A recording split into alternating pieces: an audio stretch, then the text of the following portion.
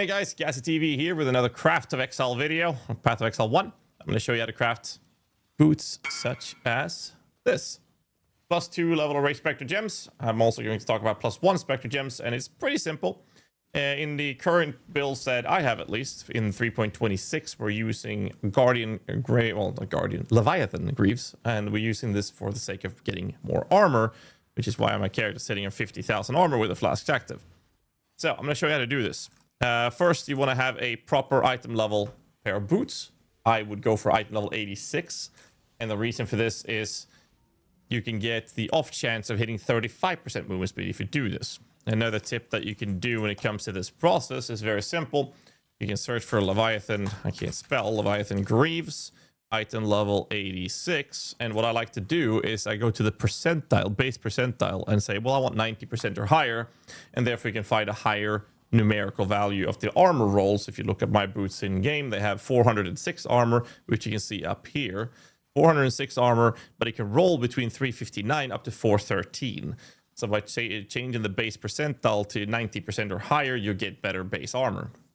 These are very cheap, as you can see, so I would buy one of these. If I say, well, I want them to be Elder influenced, the same parameter that costs a Divine Orb, and nobody's going to buy these for obvious reasons. So what you do instead is, once you've done this, you'll buy yourself an Elder's Exalted Orb. If I can... Jesus, I can't actually spell. Elder's Exalted Orb, which is like 40 chaos or something. 45 even, my bad. Up to 50 Cs. Let's say 50 chaos. So that's how you create the base boots. So I'm going to show you the base boots in Craftofexile with Elder influence of item level 86. At this point, we are looking for Elder suffix with plus Ray Spectre. You will spam the fossil to get this and one more influence modifier, which would be any of these or any of these, which means I could do the search like this, and then do fossil, and do compute best selection. Actually, my bad, like this, because we care about this one and any of these. And it should tell me to spam bound fossils. It might be bound on... yeah, that's actually more than I thought it was going to be. You could do these as well if you want to do that. I'm not a big fan of doing these type of approaches to it personally, because this is only one way of doing it. You can also include these, which PoE will be a little tricky to, or Craftofexile will be a little tricky to calculate. And then turn these off, compute best selection. Doesn't really do it that well. The main important part is you get the Ray Spectre. And the reason I only use bound, as you can see here, there's a little bit less currency to do these things. But the reason we do this is very simple. So I'm going to show you this in the calculator setting instead. I'm using exclusively bound fossils. And the reason for this is to get +1 Spectre gems like this. Now, I didn't get another influence modifier here, so I can't use an Orb of Dominance, which is that one, which will remove one influence modifier and elevate the other one. That's how you make it +1 goes into +2. The reason we use bound fossils like this is because sometimes you'll get a good resistances. For example, this one has a tier 2 chaos rest, which is really good. And sometimes you actually hit the 35 or 30% movement speed, then you can just sell those straight off the bat and then buy another base to work on instead. So that's why I like to do this personally, where we spam this till we hit, for example, this one has 15% movement speed. It already has a life roll, strength, resistances. If the movement speed here was higher, I would actually roll with this and I would sell them.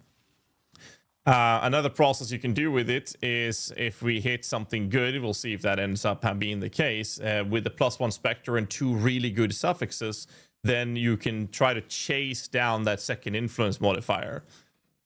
And I'm going to show you how I do that. Oops, what was that? My bad. That was ass. And we keep going. Bad suffixes, no other inf mod. And we keep going. Pretty ass, but in this case, we have a second influence modifier. And there's 2 suffixes. So this one's kind of irrelevant, but the fire rest is, it's okay. It's not bad. In this case, you have one influence modifier that is not Ray Spectre and one that is Ray Spectre. Now I'll use an Orb of Dominance. It's a 50-50. In this case, I removed the Spectre and this now happened. And what you want to happen is this, where you now have a Ray Spectre level 2 or 2 levels. And the next process, let's say you didn't have the Fire S. What I would do now is I would basically just bench craft a prefix if this is the case. So I would just bench craft anything in the prefix and then I would slam till I hit a suffix modifier And once I have a suffix modifier, I would now put suffix can't be changed. And